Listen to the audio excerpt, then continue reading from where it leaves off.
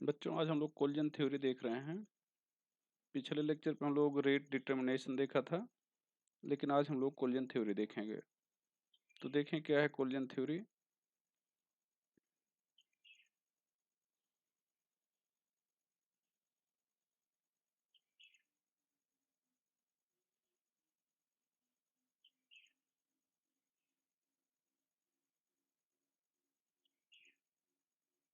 यहाँ पर represented by Arrhenius.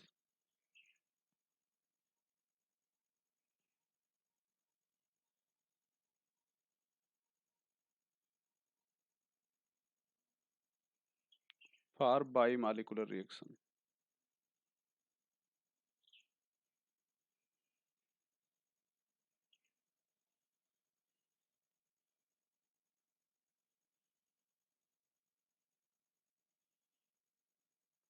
तो ध्यान रखिएगा किसने रिप्रेजेंट किया और किस रिएक्शन के लिए रिप्रेजेंट किया। तो आर्हेनियस ने फॉर बाई मॉलिक्यूलर रिएक्शन। ये चीज आप ध्यान रखेंगे। अब आगे की अगर हम लोग चर्चा करें तो यहाँ पर लिखेंगे main point of this theory are as follow. तो इस थ्योरी के मेन पॉइंट्स क्या हैं उनको देखा जाए। पहला,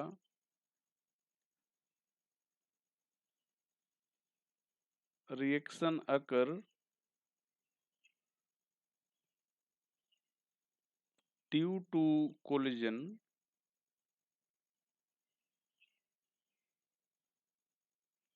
ऑफ रिएक्टेंट मॉलिक्यूल। तो मतलब ये हुआ कि अगर रिएक्टेंट मॉलिक्यूल के बीच में कोलिजन हुआ तभी रिएक्शन हुआ होगा, अदरवाइज रिएक्शन नहीं होगा। मतलब collision is compulsory for reaction. अब क्या सारे कोलिजन रिएक्शन के लिए रिस्पॉन्सिबल होंगे? तो आंसर होगा नहीं। All collision are not responsible for reaction.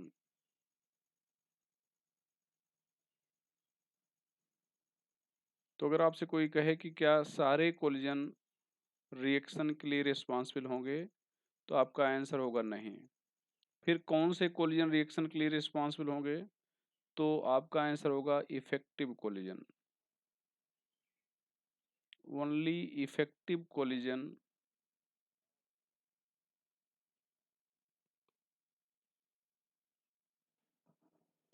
Are responsible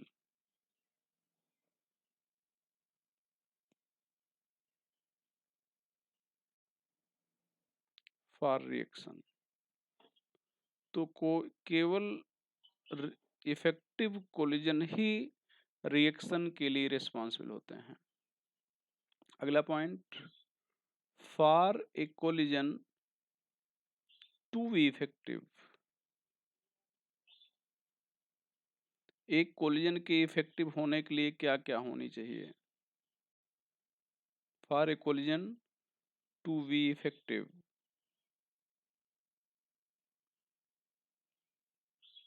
reactant molecule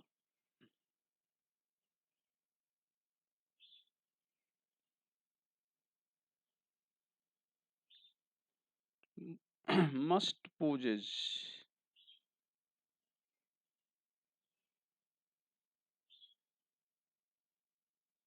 threshold energy.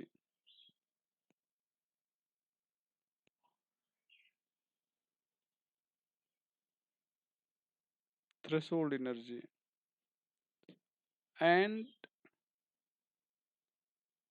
they should be properly oriented. They should be properly oriented. तो ये दो चीजें जरूरी होनी चाहिए कोलिजन के लिए। कौन कौन से दो? एक तो उनके पास थ्रेशोल्ड एनर्जी होना चाहिए, थ्रेशोल्ड एनर्जी, और दूसरा उनका ओरिएंटेशन प्रॉपर होना चाहिए। प्रॉपर ओरिएंटेशन होना चाहिए। अगर इन दोनों में से कोई भी चीज़ नहीं है तो फिर कोलिजन इफेक्टिव नहीं होगा। आप ऐसे समझ लें कि जैसे आपको कोई एग्ज़ाम पास करना है, आप नीट या आईआईटी में सेलेक्ट होना चाह रहे हैं, तो आपके पास 2 चीज़ें होनी चाहिए। एक तो आपके पास एक मिनिमम नॉलेज होना चाहिए। मिनिमम का मतलब ये हुआ कि उतना नॉलेज होना चाहिए जिससे आप सेलेक्ट हो सकें। एक मिनिमम रिक्वायरमेंट होती है, उससे कम अगर आपके पास है नॉलेज तो फिर आप सेलेक्ट नहीं होंगे। और दूसरा जो आपको आता है आप उसको प्रॉपर्ली रिप्रेज़ेंट करिए। मान लो आपको मिनिमम नॉलेज है, मतलब इतना नॉलेज है कि आप सेलेक्ट हो सकते हैं, मतलब सिलेक्शन होने भर को नॉलेज है। लेकिन आप एग्ज़ाम हॉल में गए और 3 घंटे सो गए, फिर आपका सिलेक्शन नहीं होगा। दूसरा ये कि आपके पास नॉलेज नहीं था, आप एग्ज़ाम हॉल में गए, खूब लिखे, 1 की बजाय 2-2, 3-3 गोले रंग दिए, तब भी आपका सिलेक्शन नहीं होगा क्योंकि वहाँ पर आपका ओरिएंटेशन प्रॉपर नहीं था। तो दोनों चीज़ें वहाँ पर एक साथ होनी चाहिए। अगर दोनों में से कोई भी नहीं है, तो ये चीज़ें नहीं हो पाएगी। ओरिएंटेशन प्रॉपर का मतलब ये हुआ कि जैसे यहाँ पर ध्यान दो, ये यहाँ पर रिएक्टेंट मॉलिक्यूल है, ये रिएक्टेंट मॉलिक्यूल है, ये इस साइड में चल रहा है, एक दूसरा मॉलिक्यूल भी इस साइड में आ रहा है। अब यहाँ पर दोनों ये कोलाइड करेंगे, इसको प्रॉपर ओरिएंटेशन बोलेंगे। लेकिन ये प्रॉपर है, यहाँ पर पॉसिबल है। लेकिन अगर एक मॉलिक्यूल ऐसे आ रहा है और एक मॉलिक्यूल ऐसे जा रहा है, तो ये ओरिएंटेशन प्रॉपर नहीं होगा। मान लो ये दोस्त एक दूसरे से हल्का-फुल्का टच भी कर गए, तो यहाँ पर रिएक्शन होने वाला नहीं है। अब दूसरी चीज़, ये तो ख़ैर जनरल हुआ। आप आगे पढ़ेंगे एक ऑर्गेनिक केमिस्ट्री, वहाँ पर SN1 SN2 रिएक्शन पढ़ते हैं, आगे पढ़ाया जाएगा। अब यहाँ पर जैसे मान लो ये यहाँ पर ऐसे ये बल्क ईयर ग्रुप हैं। अब यहाँ पर सपोज़ करो ये Vr है, यहाँ पर न्यूक्लियोफाइल को अटैक करना है। तो ये न्यूक्लियोफाइल अटैक करना है, ये DMSO है, DMSO। तो ये DMSO मतलब नॉन पोलर प्रोटिक सॉल्वेंट है, polar aprotic solvent, sorry, polar aprotic है। तो ये फेवर करता है SN2 रिएक्शन को। अब SN2 रिएक्शन में ये ओरिएंटेशन, ये देखो, इसको ये बैक साइड से अटैक करना चाहिए, बैक साइड से, और ये फ्रंट साइड से है, तो ये ओरिएंटेशन प्रॉपर नहीं है, यहाँ पर रिएक्शन नहीं होगा। लेकिन अगर अच्छा यही बैक साइड से हो, तो बैक साइड से होने पर यहाँ पर क्या हो जाएगा, ये इधर से अटैक कर जाएगा, तो बैक साइड से अटैक इसका ईजी होगा, ओरिएंटेशन प्रॉपर होगा।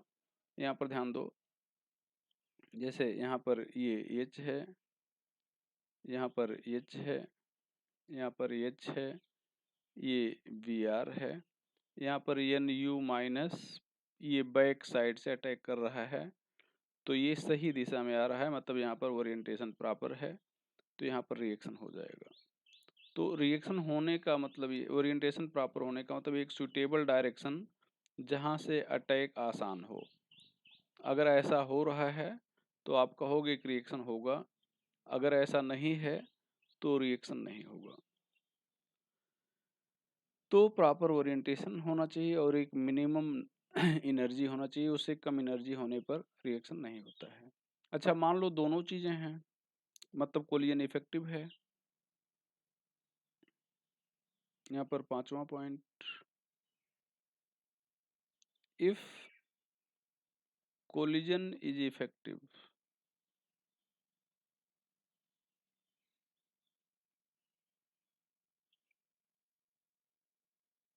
if collision is effective, then reactant molecule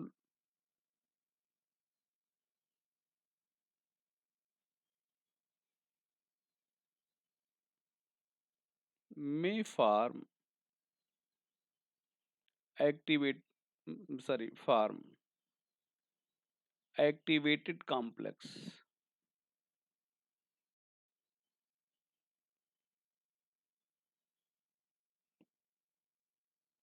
which may convert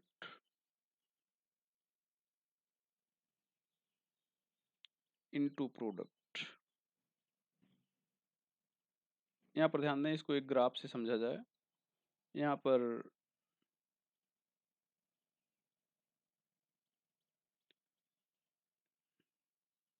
ये एनर्जी बैरियर है। एनर्जी बैरियर का मतलब कि इस बैरियर को क्रॉस करेगा कोई मॉलिक्यूल, तभी प्रोडक्ट में कन्वर्ट होगा। तो कहने का मतलब ये बैरियर है, इतनी एनर्जी होना चाहिए। अब यहाँ पर मान लो एक रिएक्टेंट है, ए प्लस बी, ये रिएक्टेंट हैं, ये दोनों आपस में क्या कर रहे हैं, कोलाइड करके यहाँ पर जा रहे हैं। तो यहाँ पर ए बी, ये ए बी, ये एक्टिवेटेड कॉम्प्लेक्स बना रहे हैं। इसको आप एक्टिवेटेड कॉम्प्लेक्स कहोगे,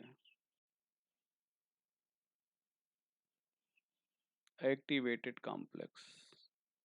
अब ये जो एक्टिवेटेड कॉम्प्लेक्स है, ये प्रोडक्ट में कन्वर्ट हो सकता है। तो यहाँ से ऐसे आएगा और यहाँ पर ए बी बना लिया, ये ए बी के बीच में बांड बन गया। तो इसको आप प्रोडक्ट कह रहे हैं, ये P product, P for product, और इसको आप रिएक्टेंट कह रहे हो, आर फॉर रिएक्टेंट। तो ये रिएक्टेंट है और ये प्रोडक्ट है। अब यहाँ पर ध्यान दो, ये जो ग्राफ बनाए हो ये एनर्जी एक्सिस है, एनर्जी एक्सिस है, और इसको आप रिएक्शन प्रोग्रेशन कहोगे, मतलब रिएक्शन के बढ़ने की दिशा, ये रिएक्शन प्रोग्रेशन कहलाएगा। ये हो गया बेटा। अब यहाँ पर ध्यान दो, एक चीज हम लोगों ने थ्रेशोल्ड एनर्जी की बात किया। यहाँ पर थ्रेशोल्ड एनर्जी अगर पूछा जाए क्या है,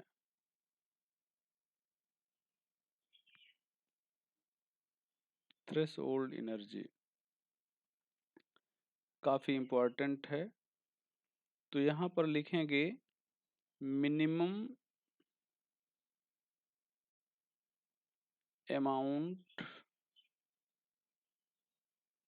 of energy that a molecule must possess, that a molecule must possess to take part in chemical reaction।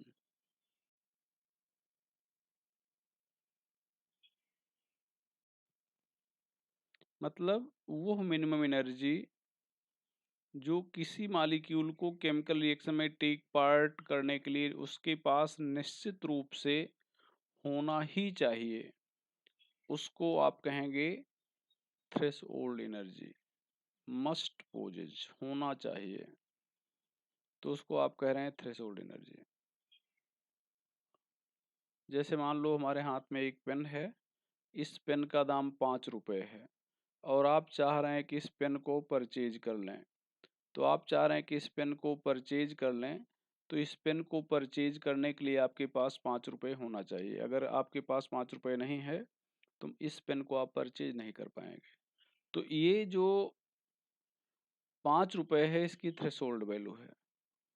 अब मान लो आपके पास 3 ही रुपये है और आप इस पेन को परचेज करना चाह रहे हैं, तो फिर आपको 2 रुपये की रिक्वायरमेंट होगी, and this required value is known as activation value और एक्टिवेशन एनर्जी। तो अभी हम लोग एक्टिवेशन एनर्जी पे चर्चा कर लेंगे, लेकिन पहले यहाँ पर थ्रेशोल्ड एनर्जी को देख लिया जाए। तो यहाँ पर थ्रेशोल्ड एनर्जी जब आप लिखते हैं तो यहाँ पर लिखेंगे THE इक्वल टू, यहाँ पर हो जाएगा kinetic energy plus activation energy.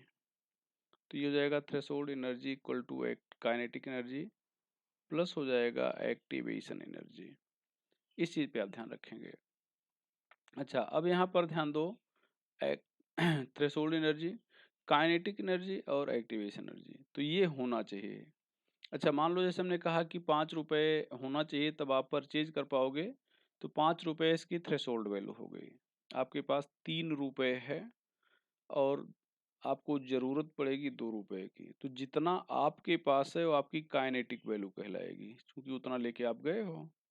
और जो आपको रिक्वायरमेंट है कि आप मिल जाए और आप खरीद लो, वो आपकी एक्टिवेशन वैल्यू है। आप लेके गए तो, लेकिन आप दुकानदार से पूछे तो बताया 5 रुपए और आप खरीद नहीं पा रहे हो, लौट आ रहे हो। फिर आपको किसी ने कहा लो भैया 2 रुपए ले लो और खरीद लो, तो इसका मतलब वो 2 रुपए देके उस प्रोसेस में इन्वॉल्व होने के लिए एक्टिवेट किया। तो यहाँ पर एक्टिवेशन एनर्जी अगर आपसे कहा जाए क्या है, तो आप बताएंगे activation energy.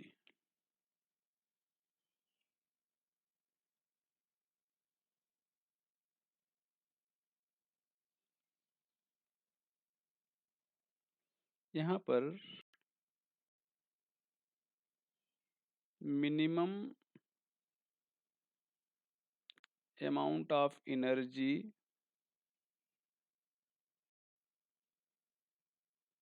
That a molecule require, definition पे ध्यान रखिएगा, मॉलिक्यूल रिक्वायर है to take part in chemical reaction,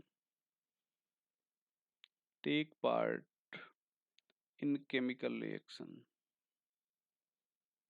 तो किसी भी मॉलिक्यूल के द्वारा रिएक्शन में टेक पार्ट करने के लिए जो वैल्यू रिक्वायर्ड है उसको आप एक्टिवेशन एनर्जी कहेंगे, और जो होना चाहिए उसको आप कहेंगे थ्रेशोल्ड एनर्जी। तो ये चीज होगा, उसको आप एक्टिवेशन एनर्जी कह रहे हो। तो यहाँ पर थ्रेशोल्ड एनर्जी आपने लिखा था kinetic energy plus activation energy. अब यहाँ पर अगर आपसे कहा जाए कि एक्टिवेशन एनर्जी इक्वल टू हो जाएगा threshold energy minus kinetic energy, तो ये ध्यान रखिएगा कि तीनों एनर्जी क्या क्या है। जैसे सिंपल सा एग्जांपल लेके आपको कहा गया, समझाया गया कि पेन 5 रुपए की मिल रही है, इस पेन को खरीदना है तो आपके जेब में 5 रुपए होना ही चाहिए। This 5 rupees is threshold value. आपके पास 3 रुपए है, आपने लेके 3 रुपए गए थे आप खरीदने, तो जो 3 रुपए आपके पास अपनी वैल्यू है वो काइनेटिक वैल्यू है। और अब 2 रुपए की ज़रूरत पड़ रही है, जो 2 रुपए की रिक्वायर्ड वैल्यू है वो आपको आप इसको एक्टिवेशन वैल्यू कहेंगे। वही सेम एनर्जी में है कि किसी मॉलिक्यूल के पास जो अपनी एनर्जी होती है उसको आप काइनेटिक एनर्जी कहेंगे। जितने की आवश्यकता होती है कोई रिएक्शन में भाग ले ले उसको आप एक्टिवेशन वैल्यू कहोगे। और जो दोनों मिल के होना ही चाहिए कि रिएक्शन में भाग ले ले उसको आप थ्रेशोल्ड वैल्यू कहोगे। यहाँ पर भैया आपको बता दें कि जो एक्टिवेशन एनर्जी है यहाँ पर ये inversely proportional to rate of reaction हो जाएगा। ये इनवर्सली प्रोपोर्शनल टू टेम्परेचर हो जाएगा और inversely proportional to rate constant हो जाएगा। इस चीज को भी जानते रहिए। रेट एक्टिवेशन एनर्जी जितना ज़्यादा होगी रेट ऑफ रिएक्शन उतना कम होगा। मतलब आप ऐसे समझ सकते हो कि जैसे दो बच्चों को भेजा गया पेन खरीदने, एक के पास जेब में 3 रुपए था, एक के पास 4 रुपए था। तो 3 रुपए जिसके पास था उसको 2 रुपए की रिक्वायर्ड वैल्यू है, मतलब उसकी एक्टिवेशन वैल्यू 2 रुपए है। और जिसके पास जेब में 4 रुपए था उसकी एक्टिवेशन वैल्यू है 1 रुपए। अब आप खुद समझ सकते हो कि कौन सा लड़का आसानी से उस पेन को परचेज कर पाएगा। तो जिसकी रिक्वायर्ड वैल्यू है 1 रुपए, तो वैल्यू उसकी कम है लेकिन रिएक्शन में भाग लेने की संभावना उसकी ज़्यादा है। तो ये चीज़ें हो जाएगी। तो activation energy is inversely proportional to rate of reaction, inversely proportional to temperature और inversely proportional to rate constant. Book में कुछ बना हुआ है क्वेश्चन, जैसे यहाँ पर एक रिएक्शन है, एक का रेट है R1, दूसरे का रेट है R2। एक्टिवेशन एनर्जी है EA1 और एक्टिवेशन एनर्जी है EA2। अब यहाँ पर R1 अगर ज़्यादा है R2 से तो EA1 कम होगा EA2 से। इसी तरह से ये एक क्वेश्चन हो गया। ये पहला वन मतलब फर्स्ट रिएक्शन और दूसरा मतलब सेकंड रिएक्शन, एक क्वेश्चन मान सकते हो इसको आप। इसी तरह से मान लो एक दूसरा रिएक्शन है, एक रिएक्शन का रेट कांस्टेंट K1 है और दूसरे का रेट कांस्टेंट K2 है। यहाँ पर एक का एक्टिवेशन एनर्जी EA1 है, दूसरे की एक्टिवेशन एनर्जी EA2 है। तो अब अगर आपसे कहा जाए कि K1 is greater than K2, K1 K2 से ज़्यादा है, तो आपका तुरंत आंसर होना चाहिए तो फिर EA1 is less than EA2। तो अगर K1 K2 से ज़्यादा है तो फिर EA1 EA2 से कम होगा। इस चीज़ पे भी आप लोग ध्यान रखेंगे। ये हो गया एक्टिवेशन एनर्जी के बारे में। इसको हम लोग ग्राफ से समझ सकते हैं।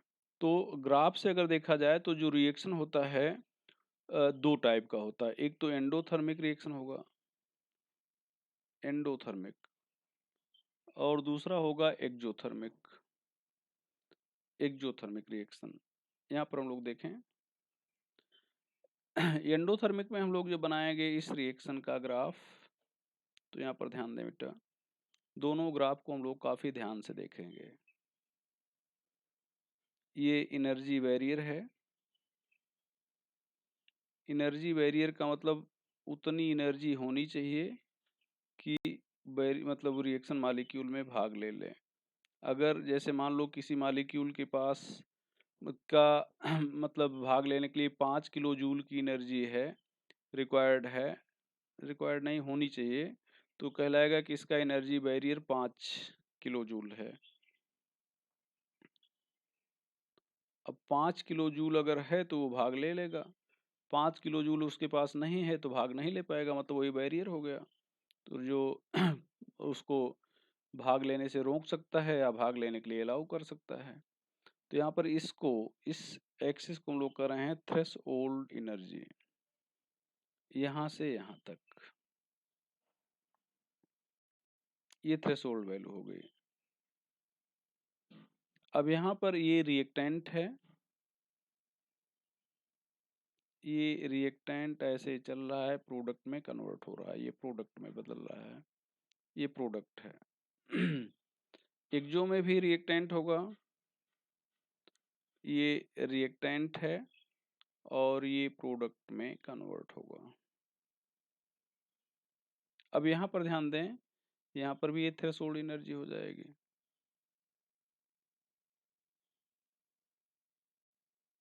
ये थ्रेशोल्ड एनर्जी हो गई।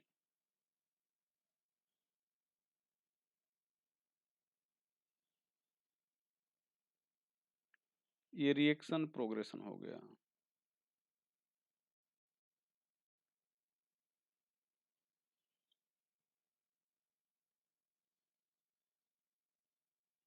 Reaction progression.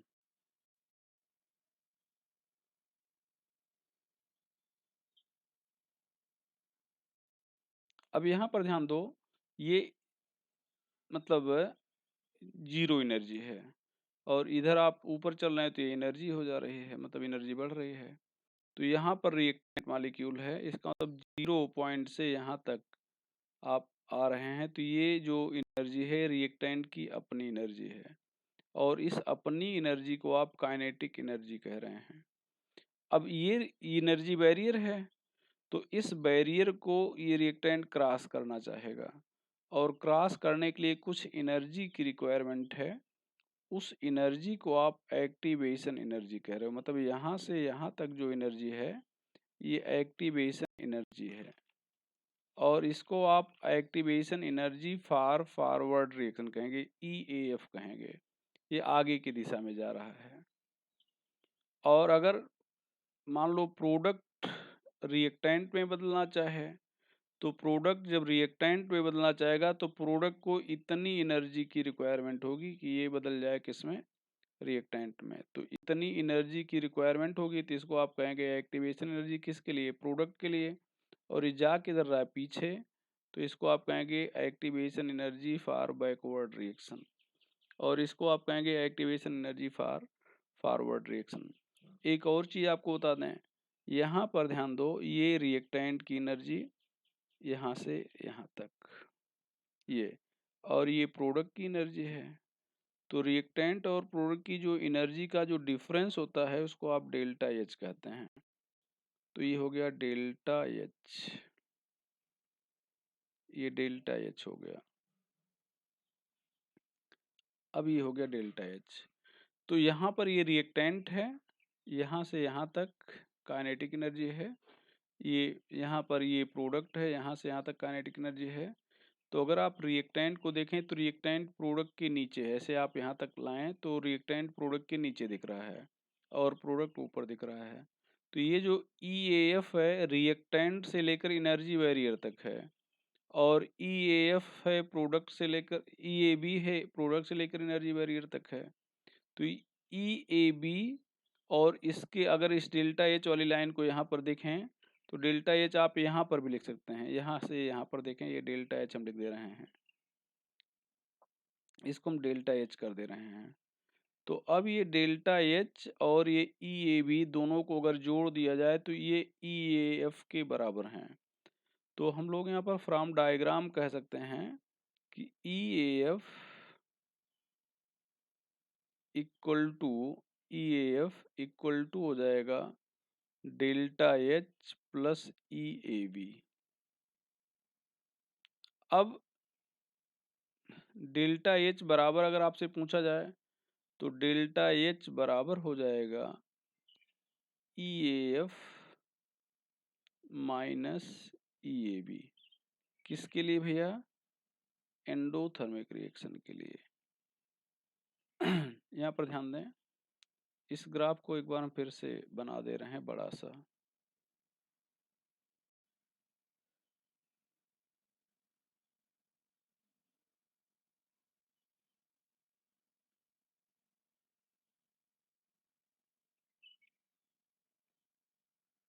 इस ग्राफ को एक बार हम बड़ा सा बना दे रहे हैं फिर से।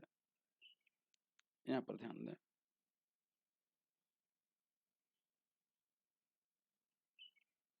नीरव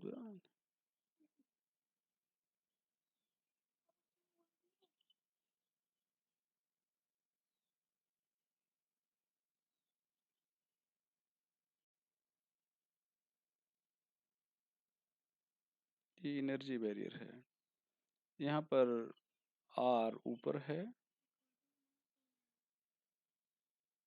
ये प्रोडक्ट नीचे है। आप इसको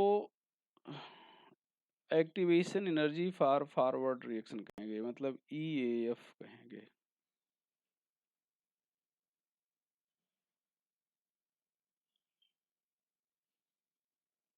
और इसको आप कहोगे EAB।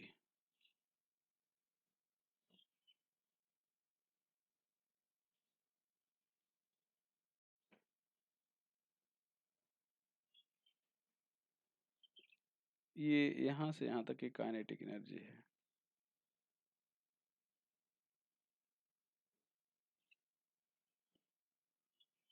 यहाँ से यहाँ तक डेल्टा एच है।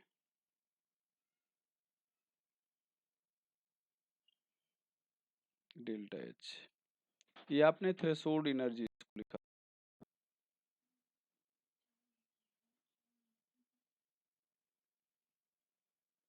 और इसको आपने बोला था रिएक्शन प्रोग्रेशन।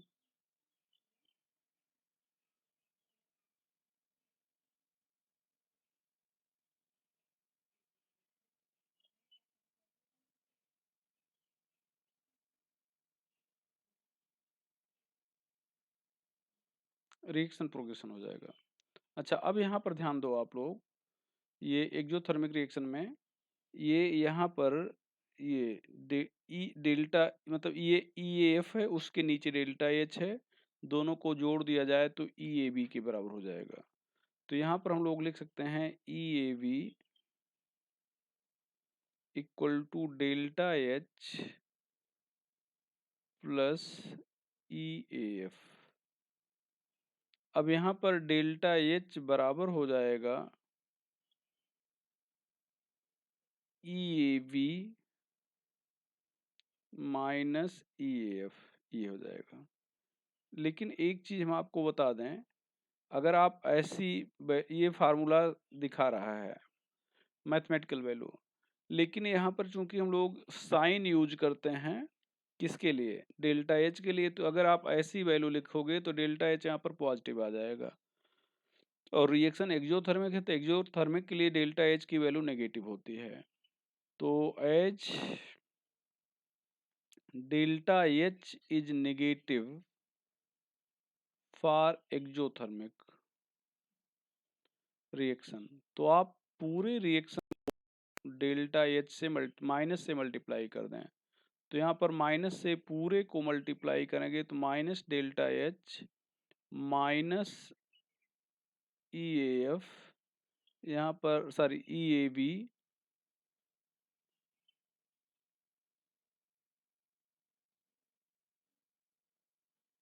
तो यहाँ पर ध्यान दें,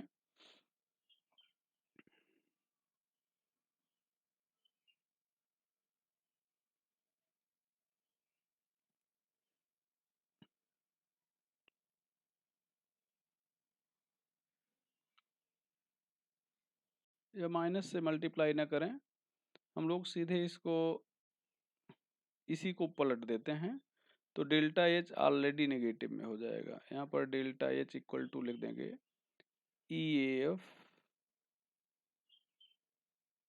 माइनस ई ए बी। तो ऐसा हम लोग ध्यान दो, जो डायग्राम है, डायग्राम के अकॉर्डिंग तो आपका फार्मूला ये होना चाहिए था।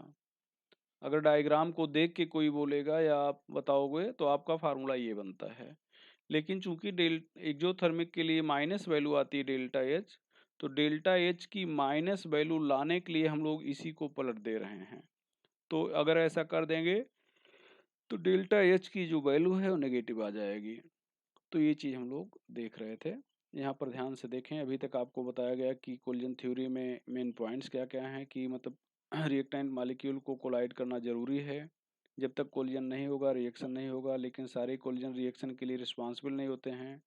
कुछ विशेष कोलिजन ही रिएक्शन के लिए रिस्पॉन्सिबल होते हैं। ऐसे विशेष कोलिजन को हम लोग इफेक्टिव कोलिजन कहते हैं। ये चीज़ें हो चुकी हैं। इफेक्टिव कोलिजन होने के लिए रिएक्टेंट मॉलिक्यूल को के पास एक मिनिमम एनर्जी होनी चाहिए, जिसको हम लोग थ्रेशोल्ड एनर्जी कहते हैं। और दूसरा, उसको प्रॉपरली ओरिएंटेड होना चाहिए। थ्रेशोल्ड एनर्जी क्या है, एक्टिवेशन एनर्जी क्या है, इन सारी चीज़ों पे चर्चा आपसे हो गई। ग्राफ भी बना दिया गया। यहाँ पर अब हम लोग थोड़ा सा रेट की चर्चा करें। यहाँ पर रिएक्शन अगर होगा तो उसका रेट क्या होगा। तो रेट ऑफ रिएक्शन पे अगर हम लोग चर्चा करें तो यहाँ पर हम लोग रेट इक्वल टू लिखते हैं, यहाँ पर P Z F.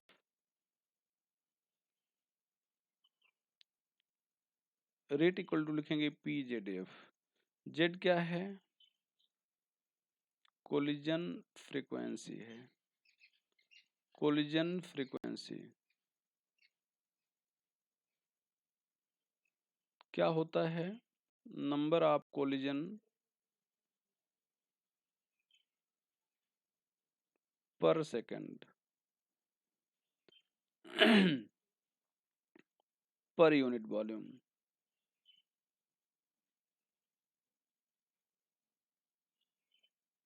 Number of collision per second per unit volume. P क्या है, P number of molecule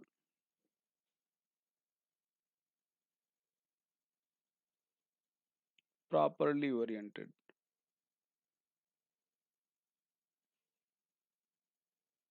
number of molecule properly oriented।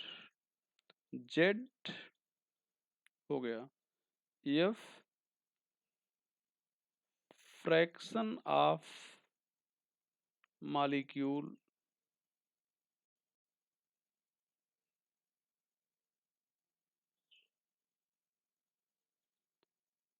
Having activation energy.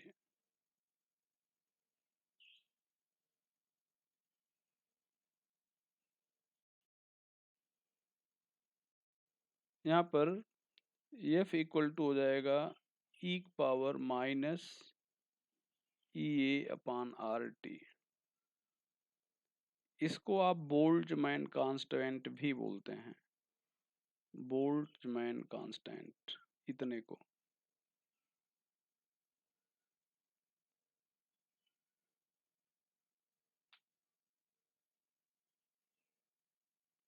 Boltzmann constant होता है। अब अगर एफ की वैल्यू उस ऊपर वाले फार्मूले में रख दिया जाए तो यहाँ पर रेट इक्वल टू हो जाएगा पी जेड ई पावर माइनस ई ए अपान आर टी। इस वैल्यू को आप जानते रहेगा।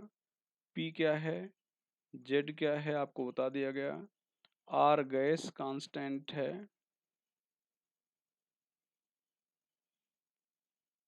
और T temperature in kelvin.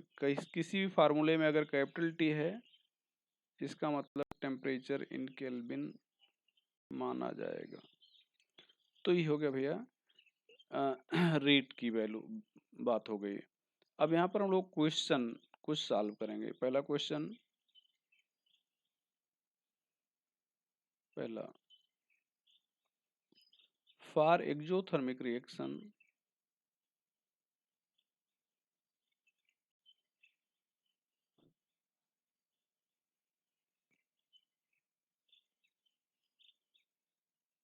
Correct statement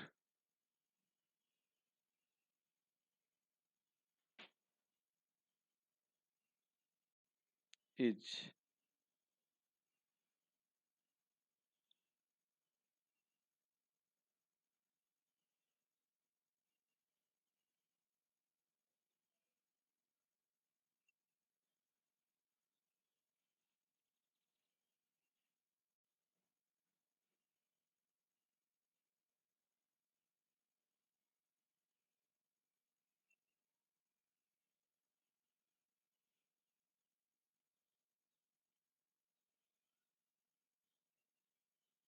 ये फॉरवर्ड है।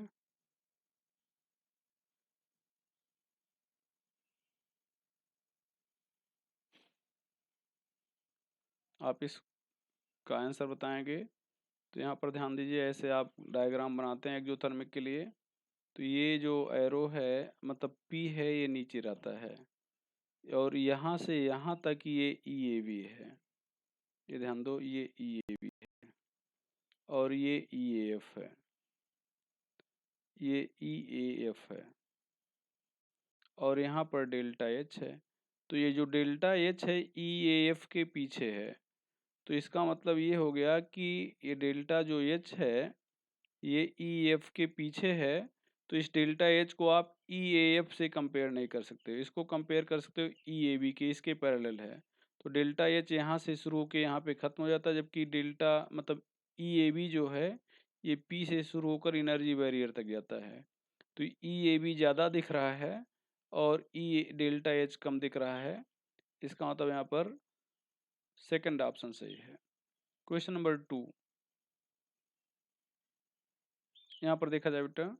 Question number 2, for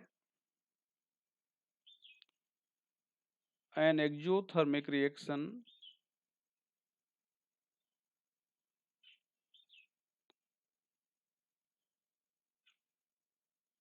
for an exothermic reaction EAF and EAV are respectively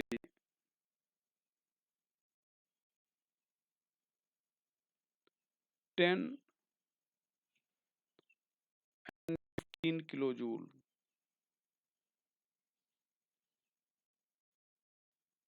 Find value of heat of reaction.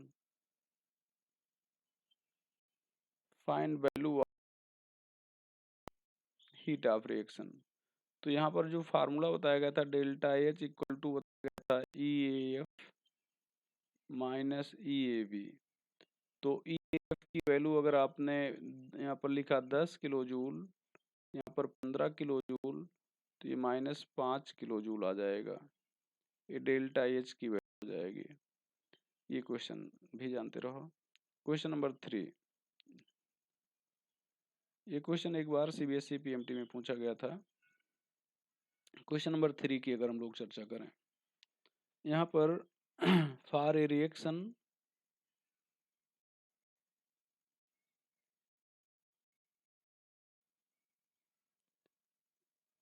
EAF and EAB are respectively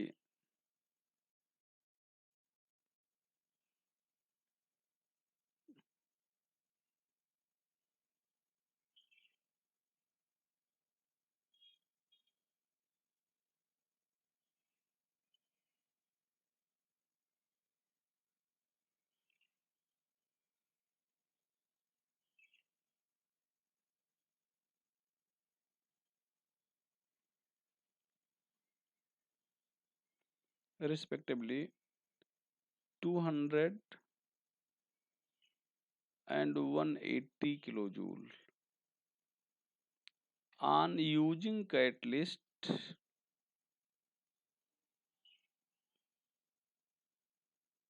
activation energy decreases by 100 kilojoule. Activation energy decreases by 100 kilojoule.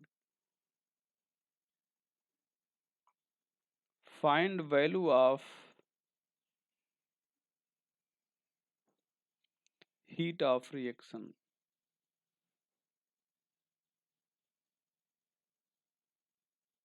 Find value of heat of reaction. तो heat of reaction की value find करना है। यहाँ पर आपको बता दें, ये जब कैटलिस्ट यूज करते हैं तो कैटलिस्ट की प्रॉपर्टी है कि ये एनर्जी बैरियर को बदल देता है। तो जब एनर्जी बैरियर को बदल देगा, तो जैसे यहाँ पर ध्यान दो, ये एनर्जी बैरियर था। अब ये रिएक्शन ऐसे हो रहा था, यहाँ पर आर चला, यहाँ से ये प्रोडक्ट में बदला, ये प्रोडक्ट है, ये पी इसको बोल रहे हैं, प्रोडक्ट में बदला। तो अब ये एनर्जी बैरियर मतलब सॉरी, ये कैटलिस्ट क्या करेगा, एनर्जी बैरियर को या तो नीचे ले आएगा या तो ऊपर ले जाएगा, ऐसे। तो आप कह रहे हो कि एक्टिवेशन एनर्जी डिक्रीज कर रही है, मतलब एनर्जी बैरियर नीचे आ रहा है। ध्यान से देखिएगा, ये एनर्जी बैरियर है। तो जब ये एनर्जी पहले एनर्जी, यहाँ पर ध्यान दो, ये रिएक्टेंट की एनर्जी है यहाँ पर। तो पहले इस रिएक्टेंट मॉलिक्यूल को इतने एनर्जी की ज़रूरत थी बैरियर को क्रॉस करने के लिए। इतने एनर्जी का मतलब 200 किलो जूल की। ये 200 किलो जूल इसको अगर मिलता तो ये बैरियर को क्रॉस कर जाता। अब जब कैटलिस्ट आपने यूज किया तो ये बैरियर नीचे आ गया, और अब ये यहाँ पर ध्यान दो, ये एक्टिवेशन एनर्जी कम हो गई। ये 200 किलो जूल इसकी एक्टिवेशन एनर्जी थी। अब 100 किलो जूल एक्टिवेशन एनर्जी कम हो गई, तो ये 100 किलो जूल कम हो गई। अच्छा, तो आप ये ध्यान दें, ये जो फॉरवर्ड डायरेक्शन है, इधर अगर 100 किलो जूल कम हुई है, तो ये जो बैकवर्ड डायरेक्शन है, इधर भी 100 किलो जूल कम हुई है। मतलब बैरियर दोनों साइड में नीचे आया। आप अगर ध्यान से देखें तो इधर भी बैरियर नीचे आया है, और इस साइड में भी बैरियर क्या हुआ है, नीचे आया है। तो कहने का मतलब कैटलिस्ट जो है 100 किलो जूल अगर फॉरवर्ड डायरेक्शन की वैल्यू को कम करेगा, तो बैकवर्ड डायरेक्शन की भी वैल्यू को 100 किलो जूल कम करेगा। अगर बढ़ाएगा तो दोनों साइड में बढ़ाएगा, घटाएगा तो दोनों साइड में बढ़ाएगा। तो मतलब ई ए एफ यहाँ पर जो दिया गया था ये 200 था, यहाँ पर ई ए बी जो दिया गया था ये 180 था। तो आप सीधे दोनों को सब्ट्रैक्ट कर सकते हो। यहाँ पर आफ्टर यूजिंग